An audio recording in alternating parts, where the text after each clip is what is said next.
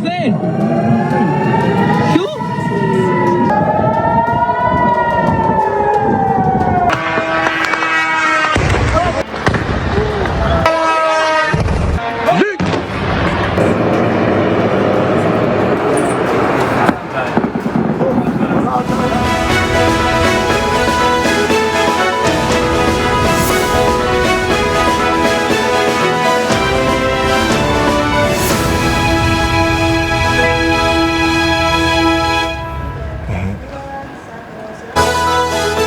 Perang di Timur Tengah meluas dan semakin panas.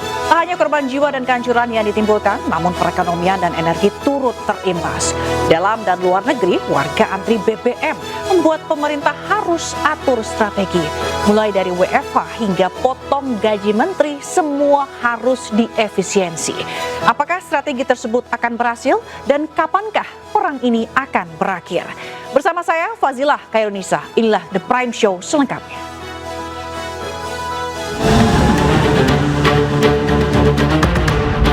I had one goal. They will have no nuclear weapon. And that goal has been attained. They will not have nuclear weapons. But we're finishing the job. And I think within maybe 2 weeks, maybe a couple of days longer. Dengan adanya pengumuman dari pihak pemerintah bahwa belum adanya rencana penyesuaian harga BBM subsidi maupun non-subsidi, yang artinya adalah masih tetap berlaku harga yang sama.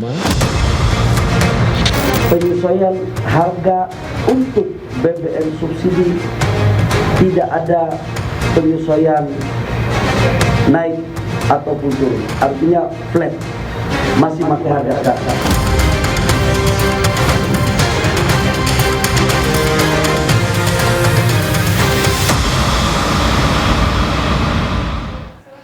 Perang darat di Timur Tengah kian dekat dengan masuknya Yaman dan Irak. Militer Iran menyebut sudah siap dengan tantangan yang diberikan Amerika untuk melakukan perang darat.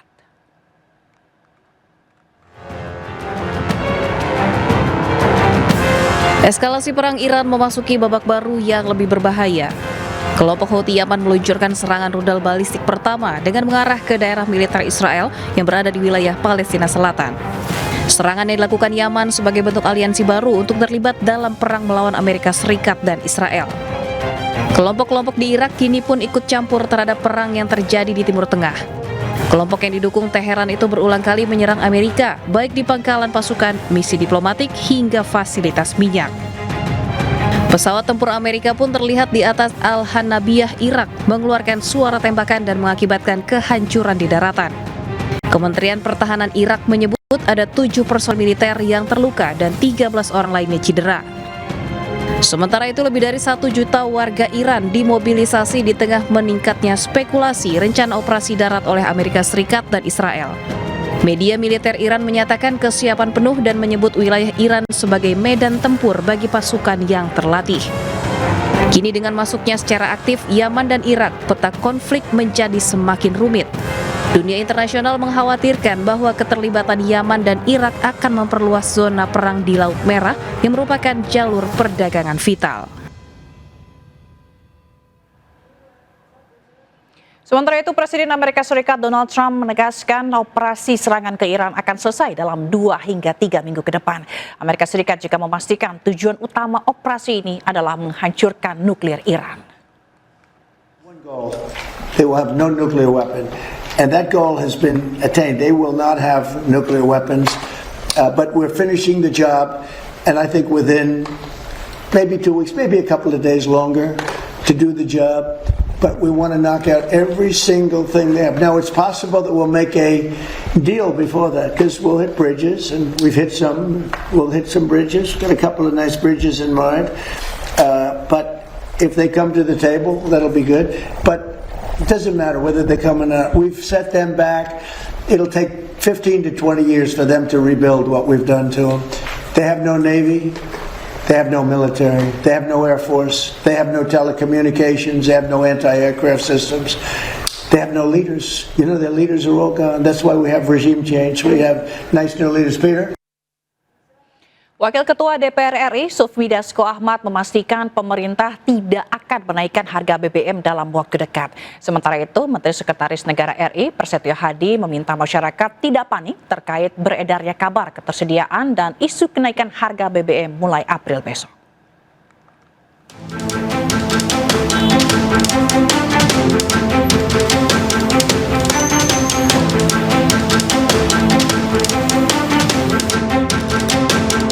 Wakil Ketua DPR RI Sufmi Dasko Ahmad menegaskan pemerintah tidak akan melakukan penyesuaian atau kenaikan harga bahan bakar minyak dalam waktu dekat.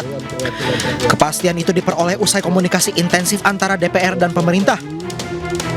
Sementara itu Dasko mengimbau masyarakat untuk tenang dan beraktivitas seperti biasa.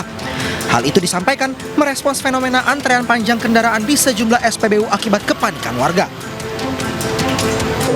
Dengan adanya pengumuman dari pihak pemerintah bahwa belum adanya rencana penyesuaian harga BBM subsidi maupun non-subsidi, yang artinya mulai besok adalah masih tetap berlaku harga yang sama, sehingga masyarakat tidak perlu panik, masyarakat tidak perlu melakukan antrian, dan terlebih lagi melakukan penimbunan terhadap BBM. Sebelumnya, Istana Kepresidenan menyatakan pemerintah memutuskan belum akan menaikkan harga BBM subsidi dan non-subsidi. Mensesnek RI Prasetyo Hadi mengungkapkan keputusan itu diambil setelah berkoordinasi dengan Kementerian Energi dan Sumber Daya Mineral serta PT Pertamina.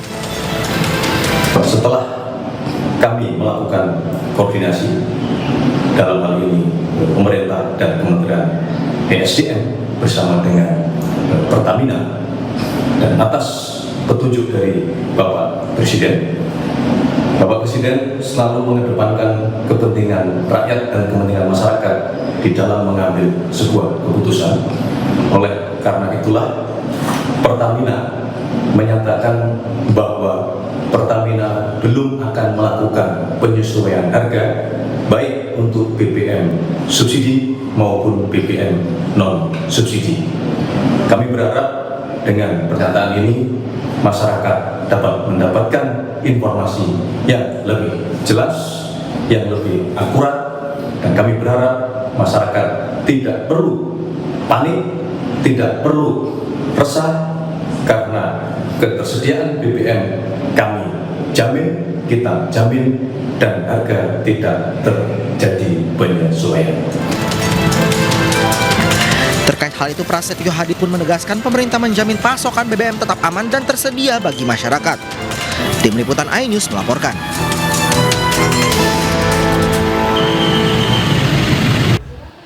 Ya, pemirsa, Majelis Hakim Pengadilan Negeri Medan akhirnya memvonis bebas Amsal Kristi Sitepu. Amsal seorang videografer di Sumatera Utara yang sebelumnya dijadikan terdakwa dalam kasus markup pembuatan video profil desa di Kabupaten Karo.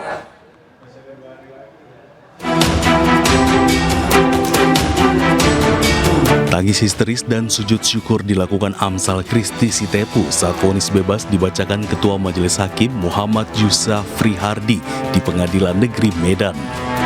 Menurut putusan Majelis Hakim, Amsal dinyatakan tidak bersalah serta meminta dipulihkan hak-haknya dalam kemampuan kedudukan harkat martabatnya sebagai seorang videografer. Air mata ini ada air mata kebebasan, teman-teman. Tapi ini bukan air mata kebebasan untuk saya saja, tapi ini kebebasan untuk semua insan kreatif yang ada di Indonesia untuk tetap bisa bebas berkarya di negara kita ini. Sebelumnya, JPU Kejaksaan Negeri Karo telah menuntut Amsal dengan hukuman 2 tahun penjara dan denda 50 juta rupiah serta mengembalikan kerugian negara sebesar 202 juta rupiah. Anehnya, meski kasus ini sudah berjalan selama beberapa bulan sejak tahun 2025, Kejaksaan Negeri Karo tidak pernah menetapkan satu orang pun kepala desa selaku penyedia anggaran sebagai tersangka dalam perkara ini. Dari Medan, Sumatera Utara, Said Ilham, iNews melaporkan. Nah, sebelumnya Amsal Sitepu dituntut 2 tahun penjara atas dugaan markup proyek pembuatan video profil desa di Kabupaten Karo. Demi memperjuangkan keadilan, Amsal mengadu ke Komisi 3 DPR RI. Dan informasi ini sekaligus menutup The Prime Show malam ini. Saya Fazilah Khairunisa pamit undur diri. Terima kasih, selamat malam dan sampai jumpa.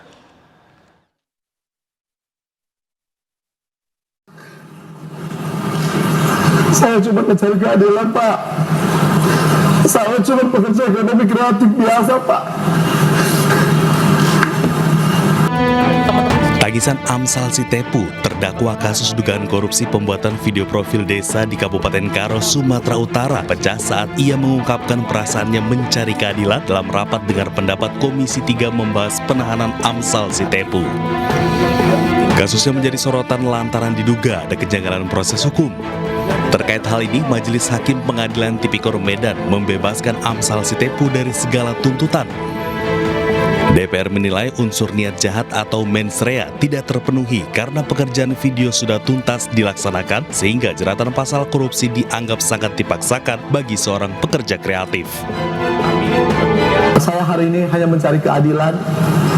Saya hanya pekerja ekonomi kreatif. Yang saya takutkan, jika hal ini terjadi, kami anak-anak muda pekerja ekonomi kreatif di Indonesia akan takut untuk bekerja sama dengan pemerintah. Saya cuma mencari keadilan, Pak. Saya cuma pekerja ekonomi kreatif biasa, Pak. Saya nggak punya wewenang dalam anggaran, Pak. Sederhananya saya hanya menjual. Kalau memang harganya kemahalan, kenapa tidak ditolak saja? Atau kalau tidak sesuai, kenapa harus dibayarkan? Tidak perlu saya dipenjarakan. Sebagai dukungan nyata, Komisi 3 DPR juga menyatakan kesediaan menjadi penjamin agar Amsal ditangguhkan penahanannya. Komisi 3 DPR RI mengajukan agar Saudara Amsal Kristi Sitepu diberikan penangguhan penahanan dengan Komisi 3 DPR RI sebagai penjamin. Sepakat? Sepakat.